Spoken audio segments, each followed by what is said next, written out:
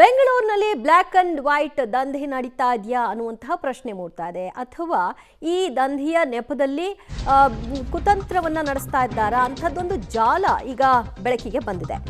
1 ಕೋಟಿ ಹಣ ನೀಡಿದ್ರೆ 20 ಲಕ್ಷ ಹೆಚ್ಚುವರಿ ಹಣದ ಆಮಿಷವನ್ನ ಒಡ್ಡಲಾಗಿದೆ. ಸಿಗಬಹುದು ಅಂತ ನಂಬಿ 1 ಕೋಟಿ ತೆಗೆದುಕೊಂಡು ಹೋದ ವ್ಯಕ್ತಿಗೆ ಪಂಗನಾಮ ಹಾಕಿದ್ದಾರೆ.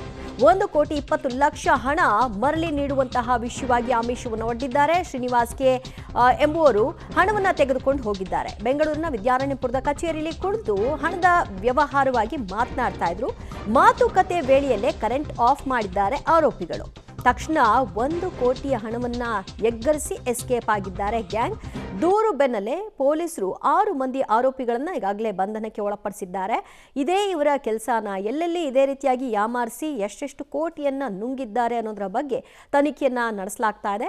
6 ಮಂದಿ ಆರೋಪಿಗಳ ಬಂಧನ ಆಗಿದೆ. ಇತರರು ಕೂಡ ಇದರಲ್ಲಿ ಭಾಗಿಯಾಗಿದ್ದಾರಾ ಅನ್ನೋದರ ಬಗ್ಗೆ ಪೊಲೀಸರು ಶಂಕೆಯನ್ನ ವ್ಯಕ್ತಪಡಿಸ್ತಾ ಇದ್ದಾರೆ. ಸದ್ಯ ಶ್ರೀನಿವಾಸ್ ಎಂಬುವರು ಕೊಟ್ಟಂತಹ ದೂರಿನ ಆಧಾರದ ಮೇಲೆ ತನಿಖೆಯನ್ನ ನಡೆಸ್ತಾ ಇದ್ದಾರೆ. ಚನ್ನಪಟ್ಟಣದ ನಿವಾಸಿ ಇವರು ಕೊಟ್ಟಂತಹ ದೂರು, 1 ಕೋಟಿ ಹಣ ತೆಗೆದುಕೊಂಡು ಬಂದ್ರೆ 20 ಲಕ್ಷ ಹೆಚ್ಚುವರಿಯಾಗಿ ಕೊಡ್ತೀವಿ ಅಂತ ಆಮಿಷ ಒಡ್ಡಿದ್ರು ಅಂತ ಅವರು ದೂರನ್ನ ಕೊಟ್ಟಿದ್ದಾರೆ. ದಿನಾಂಕ ಮಾರ್ಚ್ 1ನೇ ತಾರೀಕು ರಾತ್ರಿ ಒಂದು 7:30-8 ಗಂಟೆ ಸಮಯದಲ್ಲಿ ಚನ್ನಪಟ್ಟಣದಿಂದ ಜಯಚಂದ್ರ ಅಂತಕ್ಕಂಥವರು ಅವರ ಪರಿಚಯ ಇರತಕ್ಕಂತಹ ಕೆಲವು ವ್ಯಕ್ತಿಗಳ ಮೂಲಕ 1 ಕೋಟಿ ಹಣವನ್ನು ತರ್ತಾರೆ. ಏನು ಉದ್ದೇಶಕ್ಕೆ ತರ್ತಾರೆ ಅಂತ ಹೇಳಿದರೆ, ಆ 1 ಕೋಟಿ ಹಣವನ್ನು ನಗದು ರೂಪದಲ್ಲಿ ಕೊಟ್ಟರೆ ಆ ಹಣಕ್ಕೆ ಪ್ರತಿಯಾಗಿ 1 ಕೋಟಿ 20 ಲಕ್ಷ ಹಣವನ್ನು ಅಕೌಂಟ್ ಮೂಲಕ ಟ್ರಾನ್ಸ್ಫರ್ ಮಾಡ್ತೀವಿ ಅಂತಕ್ಕಂತಹ ಕೆಲವು ಆರೋಪಿಗಳು ಇವರಿಗೆ ನಂಬಿಸಿ ಹಣವನ್ನು ತರಿಸ್ತಾರೆ. ಹಣವನ್ನು ತರಿಸಿ ವಿದ್ಯಾರಣ್ಯಪುರ ಮಿಟ್ಸಲ್ಲಿ ಹಣವನ್ನು ಎಣಿಕೆ ಮಾಡ್ತಿರ್ತಕ್ಕಂಥ ಸಂದರ್ಭದಲ್ಲಿ ಹಣವನ್ನು ಎತ್ಕೊಂಡು ಓಡಿ ಹೋಗಿರ್ತಾರೆ ಆರೋಪಿಗಳು.